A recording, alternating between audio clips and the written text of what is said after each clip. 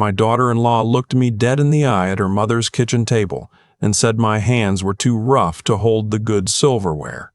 She didn't whisper it. She didn't pull my son aside and say it privately, the way a person with some sense of decency might. She said it right there, with her mother nodding along like it was the most reasonable thing she'd ever heard, and her father studying his coffee cup like he suddenly found the bottom of it very interesting. I am 63 years old. I worked 31 years as a licensed electrician in Columbus, Ohio. I wired hospitals, schools, apartment complexes. I worked in the rain and in the summer heat, when the air inside a construction site sits at 110 degrees and doesn't move. I raised my son alone after his mother passed, working double shifts on weekends so he could go to college without debt. My hands are rough because I used them every single day. But that afternoon, sitting in Brenda's mother's living room 2 weeks before Christmas, none of that seemed to matter. Let me back up. My son's name is Anthony. He's 34.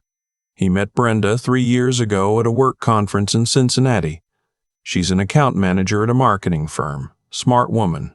Presentable. I thought when he first brought her home that she was a little stiff. The kind of person who laughs at the right moments but doesn't quite mean it.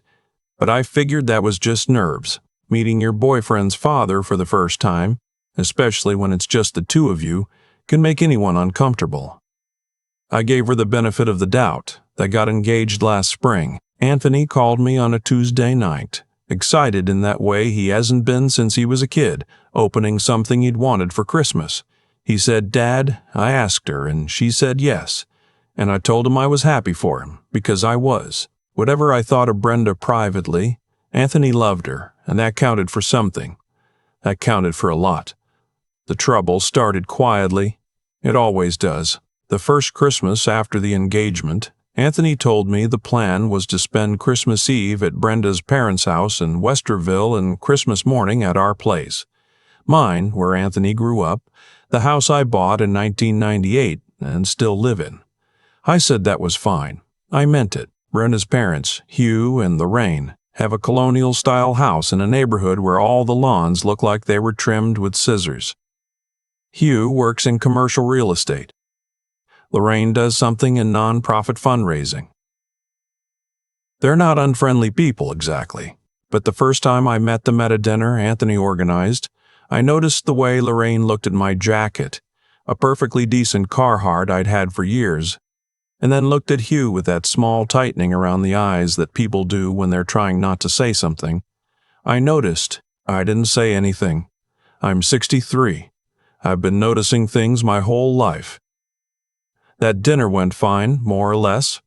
Hugh asked me about my work in that way people do when they're not really interested but want to seem polite. I told him about the electrical business, about the company I'd built with a partner over the last decade, about the apprentices we trained. He nodded and said, "That's great," and then turned the conversation to a golf trip he'd taken. I let him, but by the time Anthony and Brenda were deep into wedding planning, something shifted. Anthony started calling me less.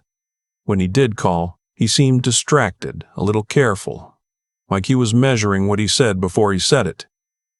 I asked him once if everything was all right. He said yes, just busy. I let that go too. Then came the conversation that started all of this. It was a Saturday in early November. Anthony came by the house by himself, without Brenda, which was unusual, and we sat in the kitchen the way we used to when he was in high school and had something on his mind. He'd get a glass of water, hold it with both hands, and just start talking eventually. He told me that Brenda's parents were hosting a big Christmas dinner this year. Extended family, her cousins from out of town, a few of their close friends. He said Brenda had been planning it for months, that it was important to her. And then he paused and looked at the table and said, "Dad, I think she's planning for it to just be her side this year." I sat with that for a moment. "Just her side," I said. "She says it's easier to manage one family at a time. She says mixing everyone at once gets complicated." I looked at my son. He wasn't meeting my eyes. That told me more than the words did. "Anthony," I said, "is that what she said, or is that what she asked you to tell me?" He didn't answer right away. "It's just one Christmas, Dad." I nodded. I told him I understood. He left about 20 minutes later. He hugged me at the door and held on a second longer than usual, and I stood there on the porch and watched him pull out of the driveway. And I thought, something is not right. I didn't push it. I told myself it was her family's home, her dinner, her choice about the guest list. Some people are particular about that kind of thing.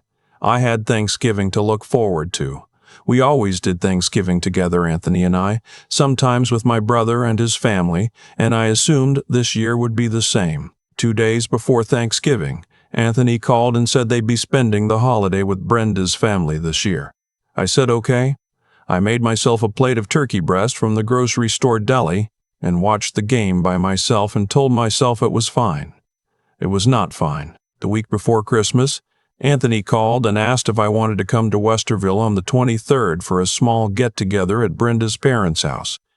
He said it casually, like an afterthought, and I almost said yes just to keep the peace. But something made me ask, does Brenda know you're inviting me?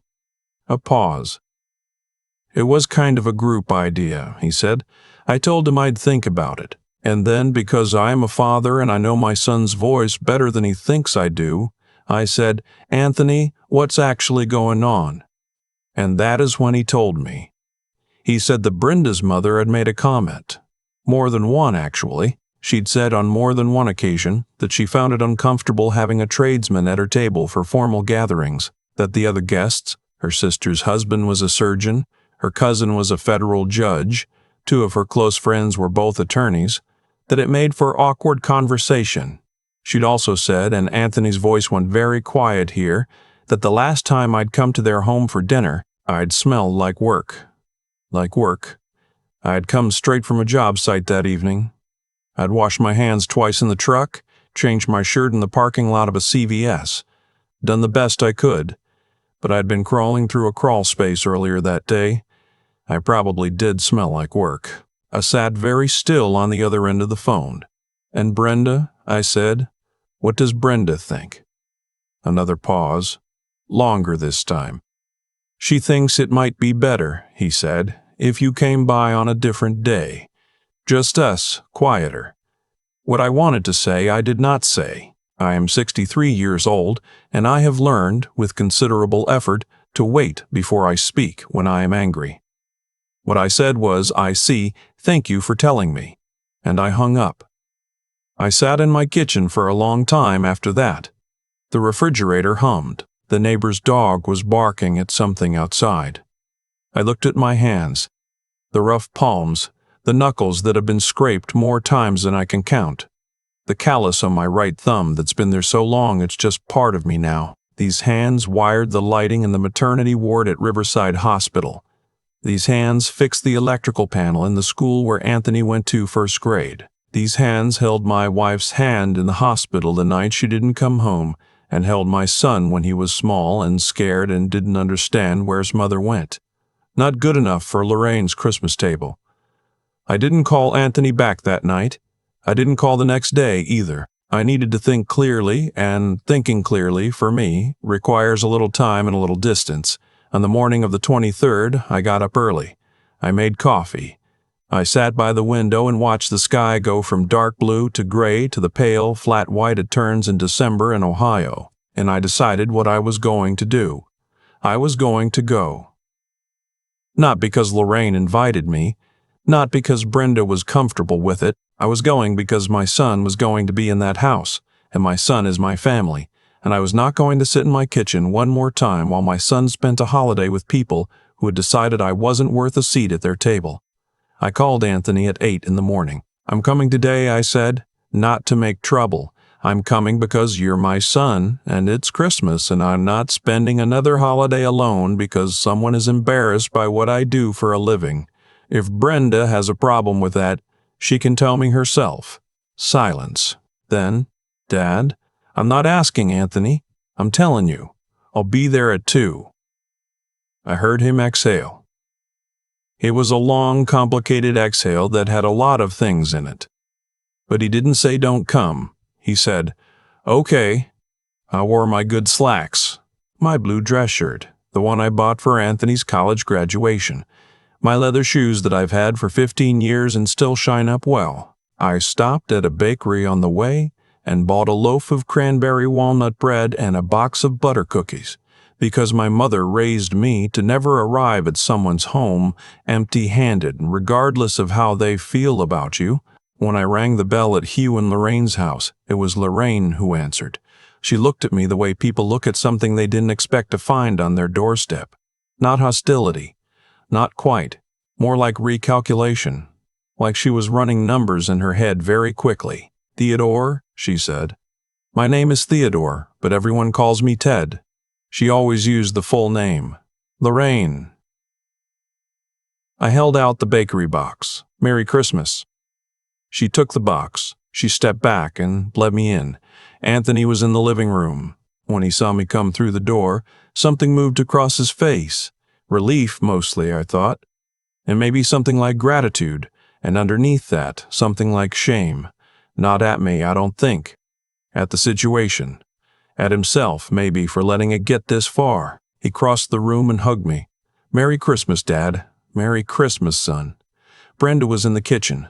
She came out when she heard my voice. She was wearing a green dress, her hair done up, and she looked at me with an expression I couldn't quite read. Not unfriendly, but not warm either. The expression of someone who has lost a small negotiation and is deciding how to proceed. "Ted," she said, "I didn't know you were coming." "I hope that's all right," I said. I kept my voice even. "I brought cookies." He appeared from somewhere, offered his hand, said good to see me in the automatic way of a man who has shaken a lot of hands in his life. I shook it. I thanked him for having me. Lorraine's sister arrived an hour later with her husband, the surgeon. He was a pleasant man who asked genuine questions and laughed easily.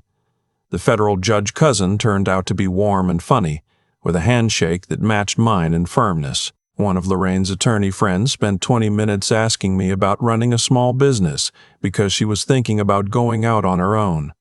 The awkward conversation Lorraine had predicted did not materialize. What materialized instead was a perfectly ordinary Christmas gathering, with people eating too much and talking over each other and someone's kid running through the living room. And at one point, Hugh asked me something about a renovation project he was considering on his rental property, and we spent 15 minutes talking through the electrical requirements, and he seemed genuinely engaged, the way people are when they realize they need something you actually know. I watched Lorraine across the table.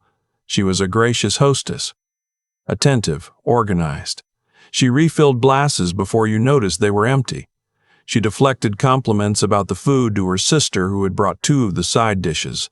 She was, in her way, impressive, but she barely spoke to me. Not rudely. There was no scene, no pointed exclusion. She simply directed her conversation elsewhere, consistently the way you reroute traffic without making a sign about it. I noticed. I suspect a few other people did too. At one point, late in the evening, I was standing near the kitchen doorway with a cup of coffee, and Lorraine passed by and we were, for a moment, alone in the narrow space between the hall and the kitchen. She slowed. I looked at her. "I'm glad Anthony has such a close relationship with you," she said. It was the kind of sentence that sounds like a compliment and means something else entirely. "He's a good son," I said. "I'm a lucky man." She nodded once, that small, tight nod, and moved past me into the kitchen. I thought, I know exactly what you wanted this evening to look like, and I'm sorry to have inconvenienced you. But I wasn't sorry, not even a little. On the drive home, my phone rang. It was Anthony. "Hey," he said. "Hey. I'm glad you came." I didn't say anything for a moment. I was on 270, the highway mostly empty that late, the Christmas lights on the overpasses blinking red and green against the dark. "Anthony," I said, "I need to ask you something, and I need you to be honest with me." "Okay." "When Brenda asked you to tell me not to come, did you want to tell me that? Was that something you were comfortable with?" A very long pause. "No," he said quietly. "I wasn't." "Okay," I said. "That's what I needed to know." We were quiet for a while. I could hear the road. "Dad, I'm sorry. I should have handled it differently." You should have, I said. And then, but you also called me. And you said okay when I said I was coming. So, he repeated. So we're all right, I said.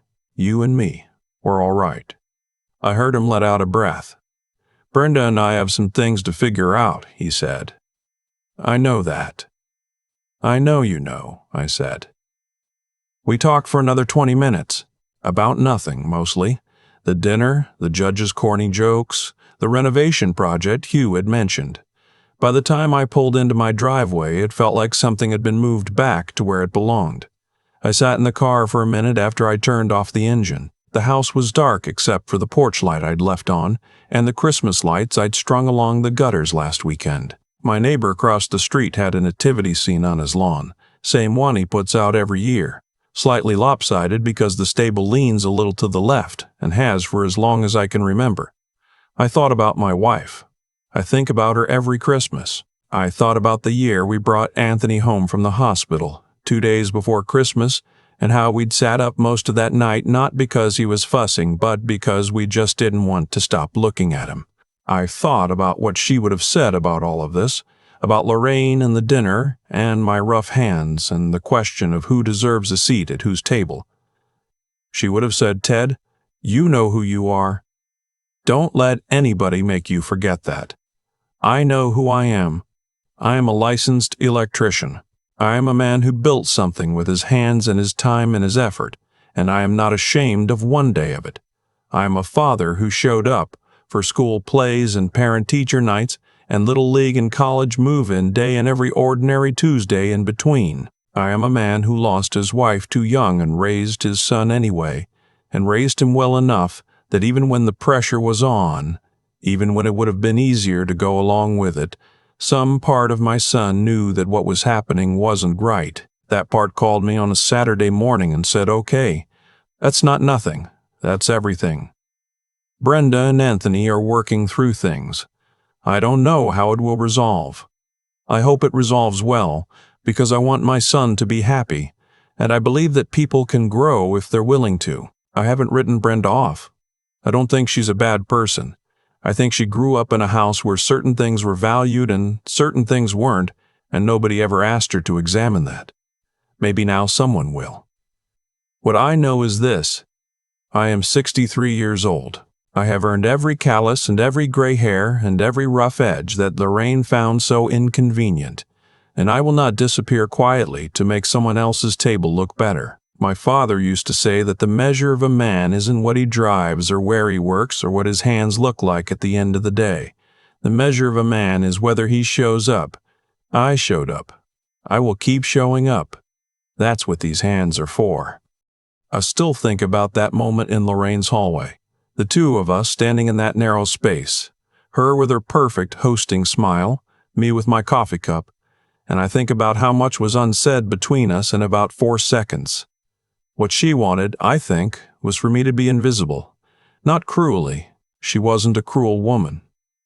She just wanted her table to look a certain way, and I didn't fit the picture she had in her head. And for a while, through Thanksgiving alone, through Christmas plans that quietly rearranged themselves around my absence, I let that happen. I sat in my kitchen and told myself it was fine. It was not fine, and knowing it wasn't fine and doing nothing about it anyway, that's the part I'm not proud of. The thing about showing up at that house the way I did is that it wasn't about proving anything to Lorraine. She didn't change her opinion of me that evening. I could see that clearly. What it was about was something simpler and harder to name. I refused to teach my son by my own example that the right response to being diminished is to make yourself smaller. Anthony was watching. He's always watching, even when he pretends not to be. He watched when his mother was sick, and I kept going to work and kept the lights on and kept making his lunch every morning because falling apart wasn't something I had the option of doing. He watched when the business had a bad year and I didn't complain about it, just figured out what needed to change and changed it. Children learn what you show them far more than what you tell them. I know that. I've known it his whole life. What I showed him that December night was this. You do not disappear because someone finds you inconvenient. You put on your good shirt. You bring the cookies, you walk through the door, and you conduct yourself with enough dignity that nobody in that room can honestly say you gave them a reason to look down on you. And if they still do, if they look down on you anyway, that's information about them, not about you. The calluses on my hands are not a flaw. They are a record. Every rough patch of skin is a day I showed up when I didn't feel like it, a problem I solved with my body and my mind and my 30 years of knowing how things work. Lorraine looked at those hands and saw someone beneath her table. What she couldn't see, what people like her rarely see, is that knowing something deeply, doing it well, and building something real requires exactly the kind of intelligence that doesn't show up on a business card. Perseverance is quiet. It doesn't announce itself. It looks like a man getting up before dawn in January and going out to do the work anyway. It looks like raising a son alone and not asking for recognition for it. It looks like walking into a room where you are not wanted and staying anyway. Not out of stubbornness, but out of the simple knowledge that you belong. Anthony and Brenda are still working through things. I don't know how it all ends. What I know is that my son called me on that drive home and said he was glad I came. And in that, I heard something I'd been waiting for without knowing I was waiting. He saw me. Not just as his father, but as a man who made a choice and made it without bitterness and walked out the other side of the evening still himself. That's all I ever wanted to show him. That's all any of us can really pass down.